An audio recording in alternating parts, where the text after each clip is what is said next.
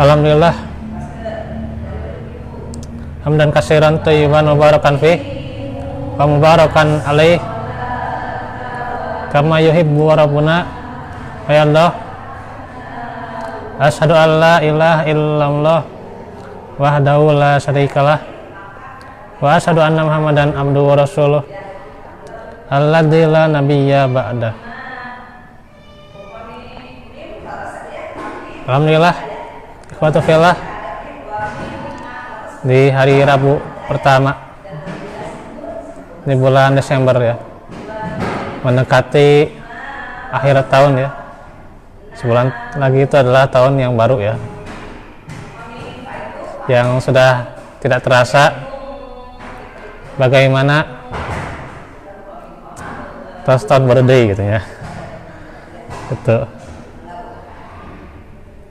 ya, mungkin banyak kisah ya, banyak berita ya, dan juga banyak cerita ya, yang kita lewati gitu ya gitu. Namun tentunya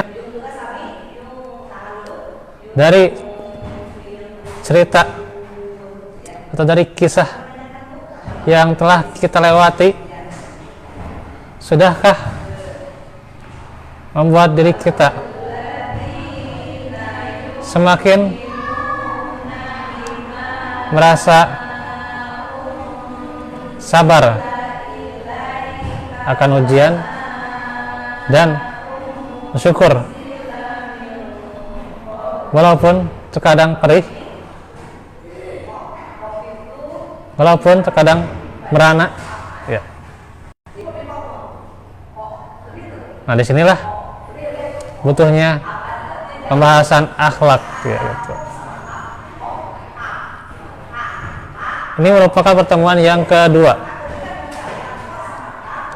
dari kita mempelajari akhlak Rasulullah sallallahu alaihi wasallam. Ikhwatu fillah, setelah kita baca pendahuluan ya, atau muqaddimahnya ya, sekarang kita akan masuk hakikat akhlak. Banyak hakikat akhlak yang diungkapkan oleh para ulama. Di antaranya hakikat akhlak atau artinya ialah sesuatu keadaan yang melekat pada jiwa, darinya muncul berbagai perbuatan secara spontan dan mudah tanpa memerlukan berpikir dan menimbang-nimbang. Itu akhlak ya gitu. Jadi sudah jadi karakter gitu ya, karakter pribadi seseorang ya gitu ya. Ya kita bisa menebak karakter kita gitu ya gitu, bisa mengira-ngira karakter kita gitu ya. Nah, itu yang sudah memang melekat ya, sudah terbiasa gitu. Munculnya itu secara spontan ya gitu, karena memang sudah terbiasa gitu ya gitu. Sehingga terkadang tanpa memerlukan berpikir dan menimbang-nimbang ya gitu. Nah, kalau keadaan itu memunculkan perbuatan-perbuatan yang baik, yang terpuji menurut akal dan Islam ya, maka keadaan demikian disebut adalah akhlak yang baik ya, gitu. Akhlakul karimah ya gitu, akhlakul karimah.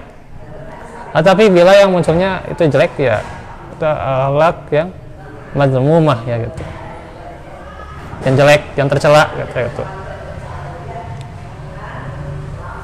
Itu keadaan yang melekat pada jiwa karena orang yang muncul darinya perbuatan memberikan harta secara jarang ya, karena adanya kebutuhan yang timbul ya gitu. Maka itu tidak dapat dikatakan akhlaknya yang dermawan ya gitu.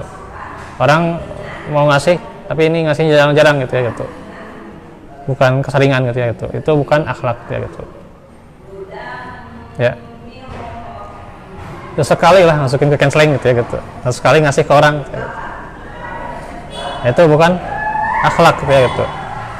Mungkin ada ya, mungkin baru imannya naik gitu lah gitu ya gitu.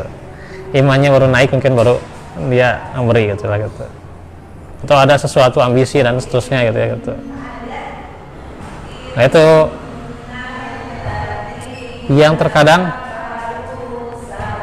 bagi seorang itu dengan ambisi itu kebiasaan yang baik yang telah melekat, namun dengan ambisi maka kebiasaan baik itu jadi tergugurkan gitu ya gitu ya. Ya contoh gitu ya, ambisi seseorang dalam siasah gitu ya, yang tadinya dia menuntut ilmu gitu ya, namun karena dia ingin ambisi siasah gitu ya, hanya belum waktunya ya. Nah, belum waktunya ya gitu. Kalau sudah waktunya ya enggak gitu ya gitu. Tapi kalau belum waktunya ya akhirnya dia gugur menuntut ilmunya, ini berbahaya gitu ya gitu.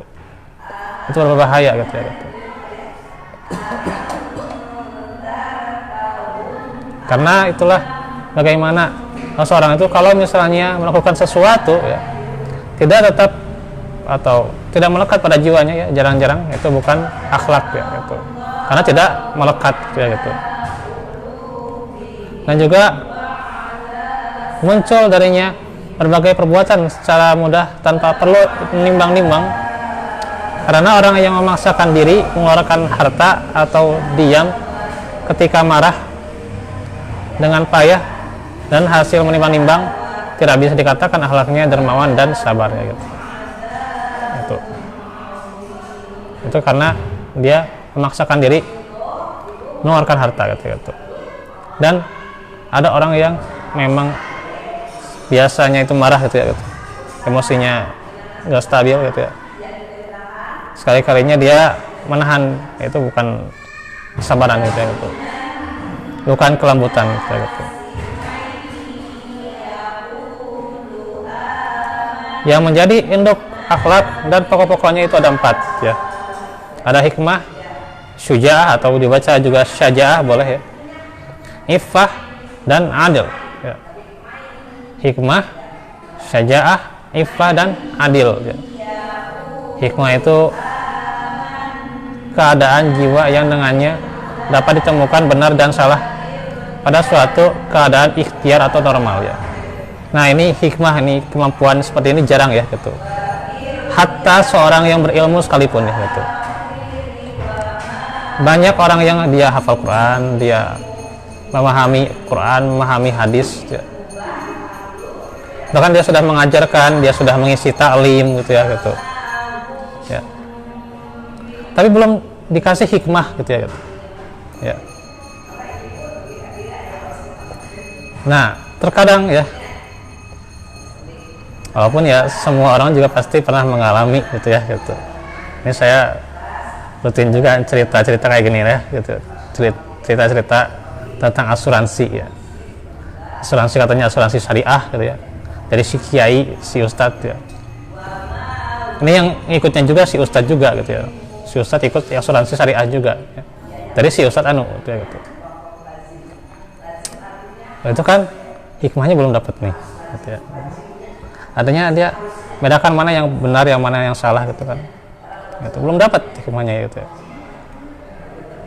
Ya. Ada orang mengadakan pelatihan tertentu gitu ya. Gitu. Pelatihan tertentu atau pertemuan tertentu gitu ya. Gitu. Mungkin sesuatu yang ya kita kadang dicintai gitu ya, sesuatu yang disukai gitu lah gitu. Katakanlah di masa anak muda itu ya, itu kan masa yang memang luar biasa itu ya gitu. Saya juga merasakan karena masih muda gitu ya gitu, masih muda saya juga gitu ya gitu. Apalagi tentunya kalau orang sudah rutin menuntut ilmu gitu ya, ngaji gitu ya gitu ya. Nah, kemudian dia itu ada sesuatu yang memang dikira dia benar, padahal itu meragukan kayak gitu. Ya. Ada di zaman kita gitu ya.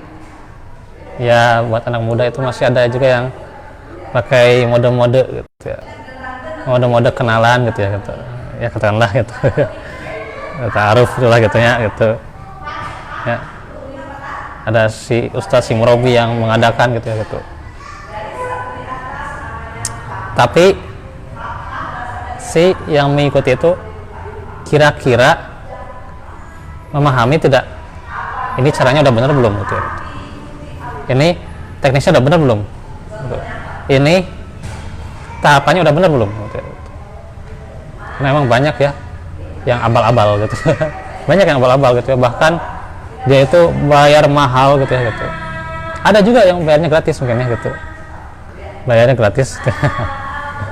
Ya paling bayar murah lah gitu lah ya, gitu katakanlah gitu, atau bayar pecai itulah katanya gitu. Tapi caranya salah gitu ya gitu. Nanti saya lah gitu nih, aduh tema berat seperti ini memang harus diterangkan, tapi nantilah di kesempatan yang lain gitu ya gitu, karena banyak dilema seperti ini lah gitu ya gitu, apalagi di kalangan anak muda gitu ya gitu. Apa ya, seminar atau apa gitulah gitu ya, kita ikutan misalnya gitu ya gitu. Ya seminar bisnis dan gimana gitu ya gitu, atau caranya ini kita tahu nggak, tahapannya tahu nggak nih ya. Coba mana yang nantinya jadi sunnah, mana yang nantinya jadi sebuah kesalahan, ini yang harus dijelaskan ya gitu ya. Tapi itu nanti gitu ya. Kalau diterangkan secara tafsil gitu ya, secara rinci ya, ini saya kira belum waktunya ya gitu, karena waktu juga ini ya. Jadi setiap kita ya di dalam sesuatu apapun timbang-timbang dulu ya, mau ikut apa-apa itu harus ditimbang dulu ya gitu. Ya. Kalau seseorang apalagi ya bisa langsung bertemu dengan orang tuanya, udah betul orang tua gitu ya gitu.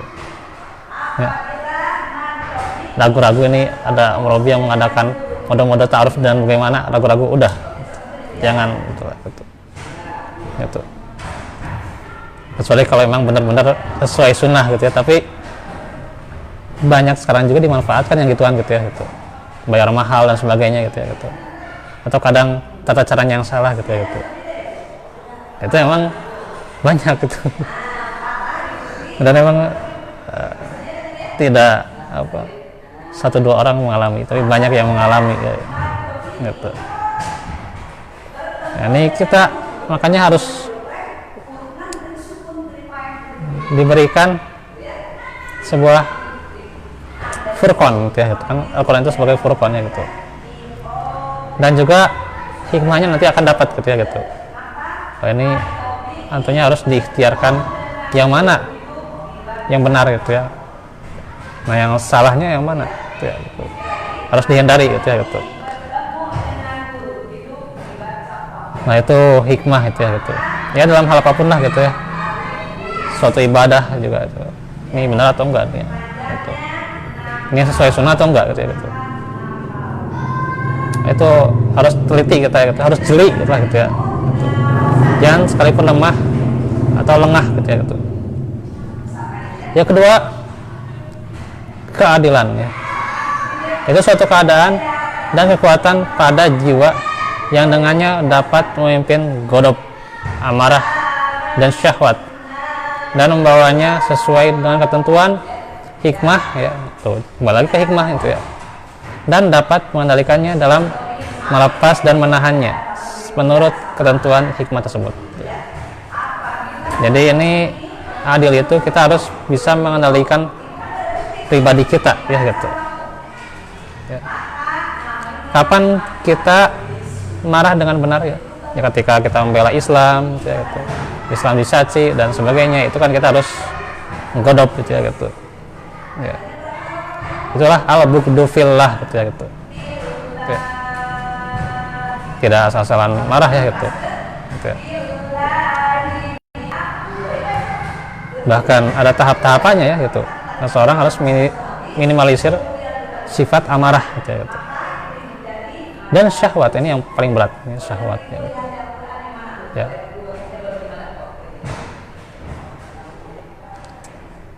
Karena emang dunia ini ya, hidup ini ya, penuh dengan fitnah ya. Nah, itu baca status saya ya. Was-sabatu was-sabatu sobun ya gitu. Ya. Was-sabatu sobun ya. Dan yang namanya kokoh itu berat ya. Ya. Hatta seorang yang berilmu sekalipun ya. Kokoh itu berat ya gitu. Apalagi dengan syahwat, aduh, masya Allah ya. Hal-hal yang kita sukai gitu, gitu. Dan terkadang hati tidak kokoh dan bagaimana itu ya. Kemana gitu. Ada musibah, kadang kita berat menghadapinya, berat menerima kenyataan gitu ya. Hingga jadi pikiran berhari-hari gitu. Wah itu. Jadi kokoh itu emang berat gitu ya. Berat gitu. Nah ini adalah dari kita belajar menuntut ilmu ini jalan menuju kekokohan ya gitu ya. Ya. Bukan hanya musarrifal qulub tapi juga apa sabit ya. Minta diisbatkan dulu ya, tetapkan dulu, kokohkan dulu hati itu ya gitu. Baru disarrif ya,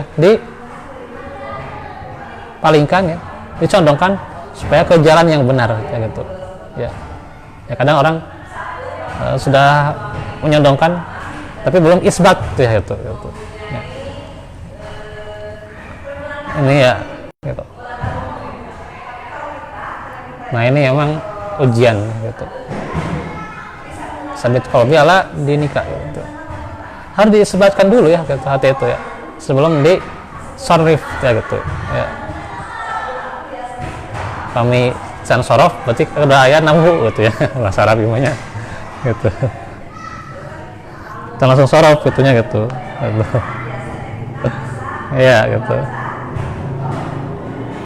Nah ini ya. Makanya masalah syahwat ini memang berat gitu. Nah ini penting sekali ya. Makanya dasarnya itu hikmahnya dulu kita dapat, kita saing ya mana ilmu yang diikuti ya, dan sebagainya gitu. Gitu.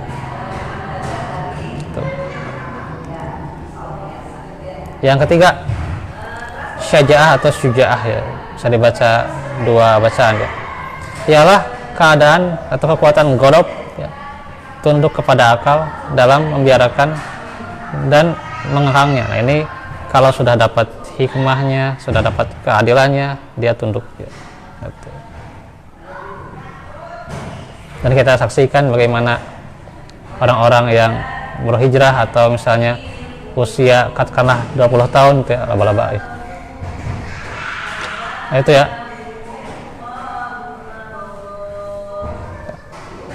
Nah powernya laba-laba ini si Megawan. Siap. Jadi kembali lagi tentang sajaah ya gitu. Jadi kita itu harus setelah hikmahnya dapat ya, kemudian adilnya dapat, kita tunduk ya. Ya ilmu padi ya, semakin berisi semakin tunduk ya gitu. Ya. Yang masalahnya kita punya ilmu sudah tunduk belum? Ya, gitu. Ya. Sudahkah kita membuat hati kita dan raga kita tunduk ya gitu.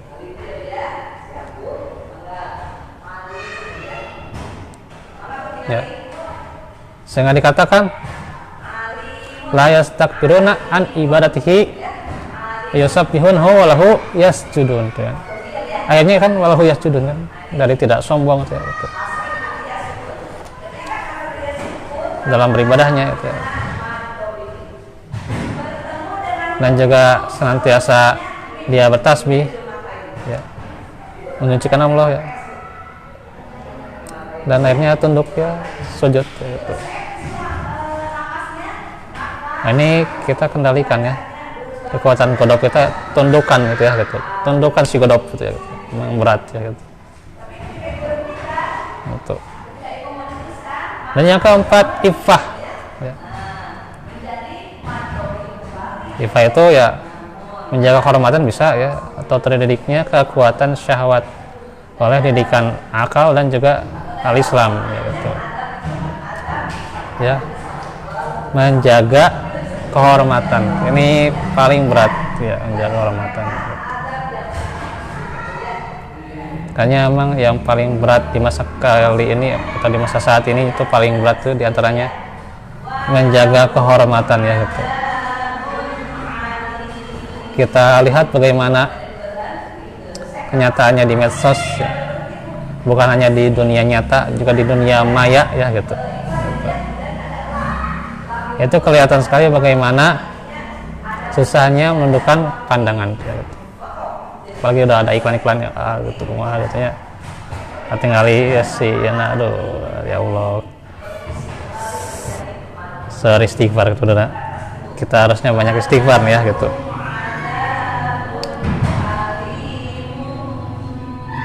Soalnya emang ya udah dominasi zaman sekarang itu kayak gitulah gitu ya.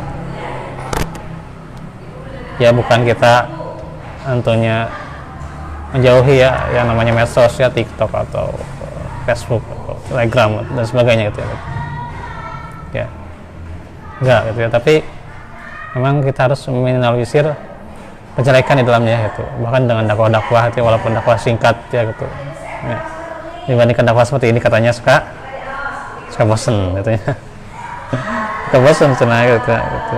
Allah alam, beda-beda spesialis lah gitunya, beda-beda spesialis lah gitu. Orang yang seneng ngaji mah ya cuma dengan 20 menit tuh ya, 20 menitan tuh can setengah jam acan gitunya. Kira-kira 20 menit lah gitunya gitu ya, sambil waktu makan gitunya, makan siang gitulah gitunya, katakanlah yang udah makan siang bari nganeukeun gitunya. Kan simpel gitunya gitu. Kecuali kalau orang yang baru hijrah kan perlu motivasi pendek gitu. Ya itu memang harus disediakan pula ya gitu. Ya mungkin dengan cara apa, video shorts gitulah gitu ya gitu. Atau dengan memotong video gitu ya, cuman riskan ya kalau potong video itu ya gitu. Apalagi kalau misalnya adanya copyright ya, itu ya. Ya pengalamannya ya namanya. Gitu. Saya pernah edit video gitu ya gitu. Saya alhamdulillah tidak pernah ya copyright kayak gitu ya. Gitu. Karena memang videonya video sendiri gitu ya. Gitu. Ya. Saya kadang ngerekam, saya potong gitu ya gitu. Bisa MP3 juga saya bisa kadang memotong kayak gitu ya gitu. Itu memang harus dimanfaatkan gitu ya gitu. Ya. Kita bikin lah gitu ya, pakai desain grafis atau apalah gitu. Sekarang ada Yokat dan sebagainya, itu kan aplikasi-aplikasi yang benar-benar bisa mendukung gitu. Coba sehingga nanti di medsos itu kita bisa iffah gitu. Dan juga kita harus menghindari banyaknya selfie dan sebagainya gitu. Ya gitu. Jadi cukuplah kebaikan kita itu Allah dan kita saja yang mengetahui ya, gitu. Ya, itu cukup sebenarnya ya. Ya. Walaupun tentunya memang ada masalahnya syiar ya, itu kan tidak berlebihan padanya juga ya gitu. Ya ada kadarnya juga gitu ya, yang namanya amalan itu kan punya kadarnya masing-masing ya gitu. Ini kan pokoknya kan bagaimana iffah itu bisa ya, apalagi kan di medsos itu yang berat menjaga iffah itu ya gitu. Ya. Nah, sekarang juga emang berat juga menjaga iffah ya, apalagi di akhir tahun kayak gini ya gitu. Orang macet mau di mana-mana gitu. Kelihatannya apa gitu ya itu. Ya. Nah, ini kita harus memahami ini tentang hakikat akhlak, kemudian juga bagaimana induk akhlak dan pokok-pokoknya itu ya gitu. Nah itulah munculnya nanti akhlak-akhlak yang mulia ya. Ini masih panjang tentang nanti Al-Quran mengisyaratkan terhadap akhlak-akhlak mulia tersebut ya, yaitu pada sifatnya orang-orang beriman ya gitu.